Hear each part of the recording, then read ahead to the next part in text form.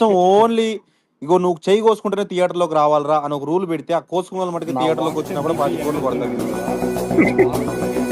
చెయ్యి కోసుకొని బ్లడ్ ఆడ 2 చుక్కలు పోసి నువ్వు అట్టయితే థియేటర్ లోపలికి రావాలని రూల్ పెడితే స్టిల్ 10 కోట్లు కొడతారు.